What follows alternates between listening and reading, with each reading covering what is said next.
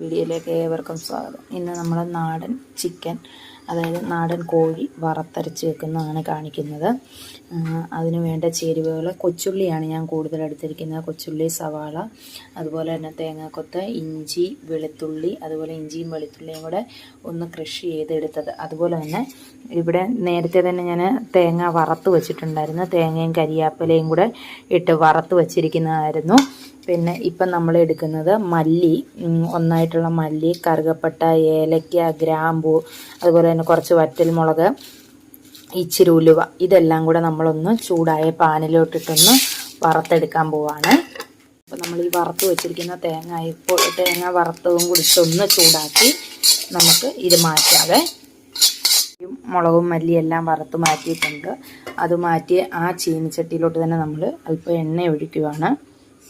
എണ്ണ ഒഴിച്ചിട്ട് നമ്മൾ തേങ്ങ ഇതിനകത്തിലിട്ട് മൂപ്പിച്ചെടുക്കാനായിട്ടാണ്.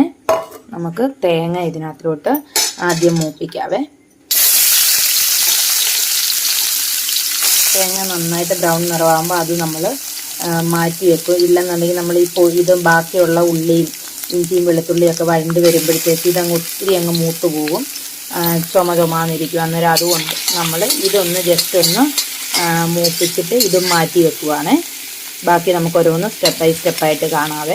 വറുത്ത് കോരിയിട്ടുണ്ട്. ആ എണ്ണയിലോട്ട് തന്നെ നമ്മൾ ഇഞ്ചി, അതുപോലെ തന്നെ വെളുത്തുള്ളി, ഇഞ്ചി നമ്മൾ ചതച്ച് വെച്ചോണ്ടല്ലോ, അത് ഇഞ്ചിയും വെളുത്തുള്ളി എല്ലാം കൂടെ അത് നന്നായിട്ടൊന്ന് ബ്രൗൺ നിറമാവുന്നിടം വരെ നമുക്കൊന്ന് വഴറ്റിയെടുക്കാം. നന്നായിട്ട് വഴലണേ. മൂത്ത് വന്നിട്ടുണ്ട്. ഇതിലോട്ട് നമ്മൾ ചുമന്നുള്ളി, സവാളയും കൂടെ അരിഞ്ഞ് വെച്ചിരിക്കുന്ന ഇതുമാണ്.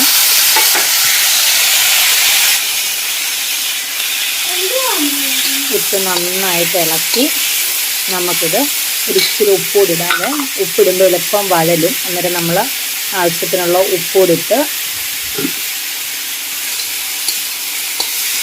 ബ്രൗൺ നിറമായിട്ട് കാണാം.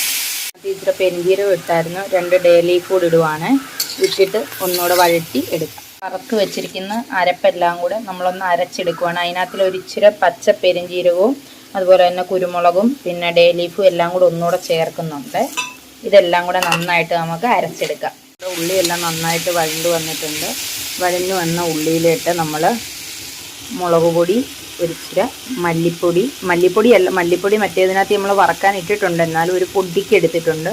കുരുമുളക് പൊടി, മഞ്ഞൾപ്പൊടി, ഇത് ഇത്രയും ഇതിനകത്തിലോട്ടിട്ട് നന്നായിട്ട് മൂപ്പിച്ചെടുക്കണം.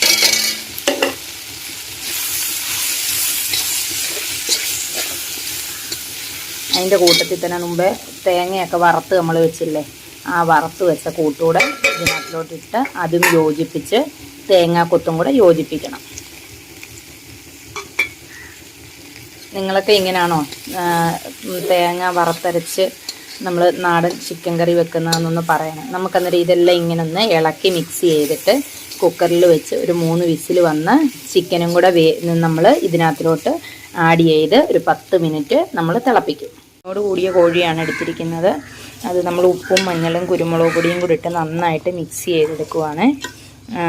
ഇത് നമ്മൾ സ്കിന്നോട് കൂടിയാണ് എടുത്തിരിക്കുന്നത്.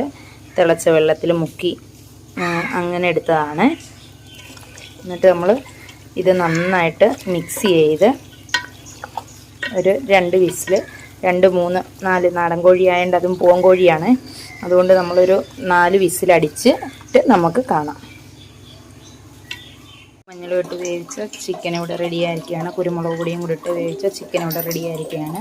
അന്നേരം നമ്മൾ മുമ്പേ മസാലയെല്ലാം പുരട്ടി വഴറ്റിയൊക്കെ വെച്ചിരുന്ന അരക്കിലോട്ട് നമ്മൾ ഈ ചിക്കനും കൂടെ ഇടുവാണ്.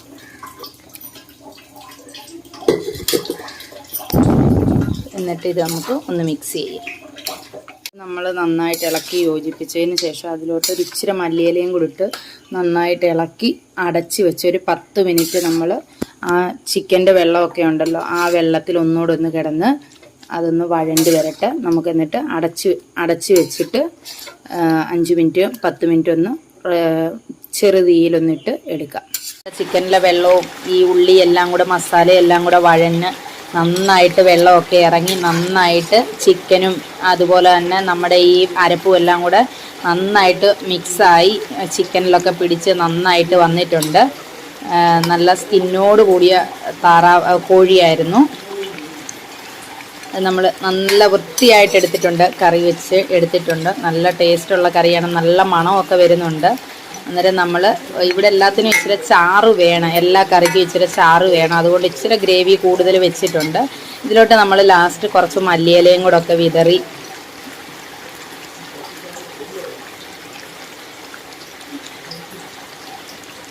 അപ്പം നമ്മുടെ നാടൻ കോഴിക്കറി ഇവിടെ റെഡി ആയിരിക്കുകയാണ്.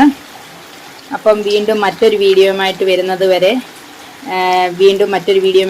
വരെ എല്ലാവർക്കും ബൈ. വീഡിയോ കണ്ട് ഇഷ്ടപ്പെട്ട എല്ലാവരും ലൈക്ക് ചെയ്യുക, സപ്പോർട്ട് ചെയ്യുക, നിങ്ങളുടെ നിർദ്ദേശമൊക്കെ പറയുക, കമൻറ്റായി രേഖപ്പെടുത്തുക. അപ്പം ബായ്. വീണ്ടും ഒരു വീഡിയോയുമായിട്ട് വരുന്നത് വരെ നമസ്തേ.